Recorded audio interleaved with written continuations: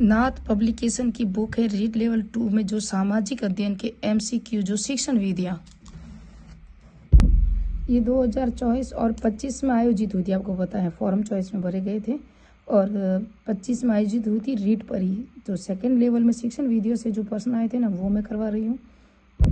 और second grade में भी आए थे ना, संस्कृत विभाग भी जो भर्ती हुई थी सेकंड ग्रेड में भी 2024 में शिक्षण विधियों के प्रश्न आए थे वो भी करवाऊंगी। तो धीरे धीरे सारे करवाऊंगी। आज कितने हो सकते हैं वो देखेंगे। आज 20 MCQ करवाने की कोशिश करूंगी जितना जल्दी हो सके। तो परीक्षाओं के स्वरूप के आधार पर परीक्षा कितने प्रकार की होती हैं, तो ये हम सबको पता है। परीक्षा 3 प्रकार की होती हैं, वस्तुनिष्ठ होती हैं, निम्नात्मक होती हैं और लघुतरात्मक होती हैं। 3 प्रकार की परीक्षाएं होती हैं।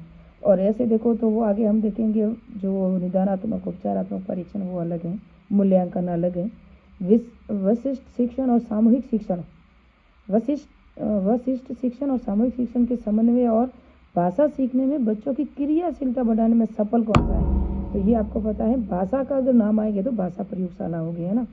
विद्यालय में हुए छात्रों के व्यवहार परिवर्तन के संबंध में पद्धतों के संकल्प और व्याख्या करने में प्रक्रिया को मूल्यांकन कहते हैं। मूल्यांकन की ये परिभाषा है और ये दी थी क्लाइलैन और हन्ना ने दी थी। क्वालैन और हन्ना ने वापस आ सकता है, रिपीट हो सकता है प्रश्न।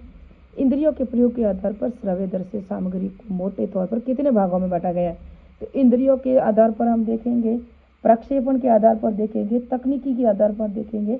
इंद्रियों के आधार पर 3 प्रकार में बांटा गया है। यहाँ आपका राइट 3 आंसर होगा जिसके अंदर दृश्य श्रव्य और दृश्य श्रव्य दोनों हो गया। ये मैं बता दूं, ये भी मेरे पास नाथ पब्लिकेशन की बुक है जो थ्योरी बुक है शिक्षण विधियों की। यहाँ आप देखोगे तो तकनीक के आधार पर 2 प्रकार हैं, सॉफ्टवेयर और हार्डवेयर के 2, या मृदुल या कठोर, है ना। कठोर में रेडियो टीवी कंप्यूटर ये सब आ जाएंगे, आपको इसको रटना है 100%। यहाँ से वापस से प्रश्न आएगा। और ये आप देख सकते हो प्रदर्शन जो planar board, bulletin board, Shyam board जो आप देख सकते हो ये भी सॉफ्टवेयर में आता है सभी के सभी, या मृदुल उपागम में आते हैं। उसके बाद हम देखेंगे प्रक्षेपण के आधार पर प्रक्षेपित, अप्रक्षेपित। प्रक्षेपित जो प्रोजेक्टर, स्लाइड, डायोस्कोप, एपिडायोस्कोप, है ना, एपीस्कोप, फिल्म, मैजिक लालटेन, ये सब प्रक्षेपित बनाते हैं। अप्रक्षेपित में क्या आएगा, टीवी है, रेडियो है, विभिन्न बोर्ड है, रेखा चित्र, मानचित्र, चित्र जिसमें आएंगे सब अप्रक्षेपित में आएंगे। यहाँ आप देखोगे तो इंद्रियों के आधार पर, यह आप देख सकते हो शिक्षण सहायक सामग्री है। इंद्रियों के आधार पर श्रव्य, दृश्य और दृश्य श्रव्य, तो ये 3 प्रकार मैंने बता दिया। और श्रव्य में आप याद रखना लिग्वाफोन कई बार पूछा जा चुका है, ग्रामोफोन कई बार पूछा जा चुका है, टेप रिकॉर्ड तो हम सबको बताइए, ऑडियो कॉन्फ्रेंस ये भी श्रव्य में आएगा। और दृश्य में ये आप सब देख सकते हो, ये दृश्य में है। दृश्य में वो सभी हैं जो हार्डवेयर में है, कौन सा हार्डवेयर में है ना, इस तरह से याद रखना। और ये श्रव्य दृश्य दोनों में आ जाएंगे। ये है परीक्षाओं के वर्गीकरण के प्रमुख आधार कौन से हैं, तो परीक्षाओं का स्वरूप होगा, जैसे योगात्मक होता है, रचनात्मक होता है ना। और प्रश्नों का स्वरूप होगा जैसे लघुतरात्मक है, वस्तुनिष्ठ है, निम्नात्मक है ना, याद रखना। तो ये एक तो मौखिक और निम्नात्मक, ये मस्तिष्क और आपके आत्मनिष्ठ परीक्षण है। आप आत्मनिष्ठ यानी कि आप खुद का जो चिंतन का विकास होता है ना वो निम्नात्मक प्रश्नों में होता है, या मौखिक प्रश्न में आप पूछे थे तो दिमाग में जिस तरह से आएगा ऐसे आंसर आप भी दोगे। तो इसका राइट आंसर दोनों है, ए और दो दोनों राइट है। बच्चे की सीखने संबंधी कठिनाई का पता लगाने को कहते हैं। यहाँ पता लगाना है न कि उपचार करना है। तो सीखने के संबंधी जो कठिनाई होती है ना, बच्चा किस तरह से, यानी कि कारण लगाना कि बच्चा कैसे नहीं सीख रहा है, तो वो क्या होगा, सीखने संबंधी कठिनाई का पता लगाने में शैक्षणिक निदान है। जब कठिनाई का हम पता चल जाता है तो इलाज करते हैं ना, उसे कहते हैं उपचारात्मक शिक्षण। उसके बाद पहले हम बच्चे की जो योग्यताओं में जो कमी है ना उसको ढूंढेंगे। पूर्व कथन करना कार्यसूची किस उद्देश्य से, उद्देश्य 3 है, आपको पता हो तो मैंने बताया था, ज्ञानोपयोग, संज्ञानात्मक और क्रियात्मक। जो ब्लूम का वर्गीकरण है ना, ब्लूम टैक्सोनॉमी में दिया था, तो उसके अंदर है ज्ञानोपयोग में, है ना, क्या होगा, ज्ञानोपयोग है जो पूर्व कथन करता है ज्ञान के आधार पर बच्चों में। उसके बाद है सहसंबंध विधि, संपूर्ण इकाई, पूर्ण इकाई, संपूर्ण इकाई का या पूर्ण इकाई, संपूर्ण ज्ञान, पूर्ण इकाई, संपूर्ण जो गेस्टाल्टवाद है ना उसके आधार पर है। और इसका राइट भी यही है। नए प्रकरण के प्रति विद्यार्थियों का ध्यान आकर्षण करने के लिए अध्यापक द्वारा कक्षा कक्ष में प्रस्तुत की जाने वाली परिस्थिति को क्या कहते हैं, तो वो क्या होगी परिस्थिति, पहले प्रस्तावना प्रस्तुत करते हैं ना हम, पहले प्रस्तावना ही आएगा, उसके बाद आगे सब आएगा। तो राइट है इसका द। बच्चे जाएंगे, हम पाठ जो भी पढ़ाया कल का जो थोड़ा सा रिवीजन भी करवाएंगे। मूल्यांकन वह निर्णय या व्याख्या है जिसको किसी छात्र के विषय में प्राप्त सूचनाओं के आधार पर दिया जाता है। यह कथन तो क्लार्क एम स्टार का है, ये भी परिभाषा है। वस्तुनिष्ठता परीक्षण का मुख्य गुण क्या है? वस्तुनिष्ठता परीक्षण का मुख्य गुण विश्वसनीयता और वैधता। क्या है? विश्वसनीयता और वैधता होना चाहिए। ये वस्तुनिष्ठता जो परीक्षण है ना, जैसे निबंधात्मक परीक्षण है, लघुत्तरात्मक परीक्षण है और मूल्यांकन की जो भी ये विधियां है ना, विश्वसनीयता, वैधता और एक और है, उनको अच्छी तरह याद रखना, परीक्षा में कई बार आ चुका है। आगमन विधि निम्नलिखित में से शिक्षण सूत्र से प्रश्न आया। शिक्षण सूत्र मैंने करवा लिए है। तो आगमन विधि किससे होती है? उदाहरण से नियम की ओर होती है। तो यहाँ उदाहरण से नियम नहीं दिया हो, यहाँ ज्ञात से अज्ञात की ओर दिया हो। तो पहले उदाहरण दे देते हैं, उसके बाद नियम समझाते हैं ना, उस तरह से है। नियम से उदाहरण की ओर कौन सी विधि अलग होती है, और सामान्य से विशिष्ट की ओर, प्रमाण से प्रत्यक्ष की ओर, ये सब है। लेकिन ज्ञात से अज्ञात की ओर आपको पता है, उसके बाद आपको अज्ञात की ओर यानी कि सामान्य से विशिष्ट से सामान्य की ओर ले जाती है आगमन विधि है।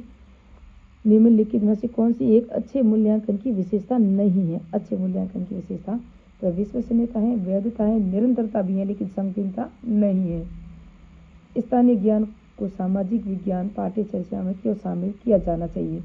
स्थानीय ज्ञान को, जो हमारे जो स्थानीय ज्ञान यानी कि हम ग्रामीण हैं, तो हमें ग्रामीण या हमारे समाज जो पहली इकाई समाज या परिवार, उसका ज्ञान क्यों आवश्यक है? पाठ्यचर्या में स्थानीय ज्ञान को सामाजिक विज्ञान पाठ्यचर्या में क्यों आवश्यक है? क्योंकि परीक्षाओं के लिए स्थानीय तथ्य और आंकड़ों को याद करने के लिए प्रोत्साहित करने में, केवल एक विशेष समुदाय को परंपराओं पर ध्यान केंद्रित करने में, ये तो केवल एक विशेष समुदाय आ गया, तो इसको तो हम राइट ऐसे ही नहीं मान सकते। पाठ्यचर्या को छात्रों के वास्तविक जीवन के परिवेश में जोड़ने और सीखने में सार्थक बनाने, वेरी इंपॉर्टेंट है, ये ही पॉजिटिव आंसर है। पाठ्य पुस्तक को पूरी तरह से सामुदायिक ये भी हो ही नहीं सकता, तो ये सब राइट है इसका, ये बिल्कुल राइट है और करेक्ट है सबको। यानी कि पाठ्यचर्या को छात्रों के वास्तविक जीवन से जोड़ना, जो सामाजिक जीवन का बता रहे हैं ना, विज्ञान को पाठ्यचर्या में क्यों शामिल करना चाहिए, जो स्थानीय ज्ञान के लिए। इसलिए सामाजिक विज्ञान के शिक्षण में 5E मॉडल का मुख्य उद्देश्य क्या है? तो 5E मॉडल है ना, सक्रिय अधिगम, सहभागिता को प्रोत्साहित करना, ऐतिहासिक घटनाओं को याद करना, ये तो हो नहीं सकता। रटना जहाँ जहाँ है वो नेगेटिव ही है, आपको समझ लेना। केवल व्याख्यान देना, केवल जहाँ जहाँ है वो भी ज़्यादातर नेगेटिव ही होता है। आधारित शिक्षण को प्राथमिक देना, सक्रिय अधिगम और सहभागिता को प्रोत्साहन देना, वेरी इंपॉर्टेंट है, यही राइट है। सामाजिक विज्ञान में वर्तमान रणनीति का मुख्य उद्देश्य क्या है? तो आप यहाँ देख सकते हो, घटनाओं का सुव्यवस्थित और रोचक मौखिक विवरण करना, ये राइट है। सामाजिक विज्ञान के वर्तमान रणनीति का मुख्य उद्देश्य है। 17वां प्रश्न है, सामाजिक विज्ञानों का अध्ययन करने में मुख्य उद्देश्य क्या है? तो मुख्य उद्देश्य है इसका छात्रों और उसके समाज और पर्यावरण को जानने और समझने और समायोजित करने में मदद करता है। तो ये सटीक आंसर है। मुझे लगता है प्रश्न यहाँ से वापस से रिपीट होंगे। 18 आ चुके, मैंने कहा 20% नहीं करवाऊंगी। और रूब्रिक्स में दो मुख्य प्रकार कौन से हैं रूब्रिक्स के?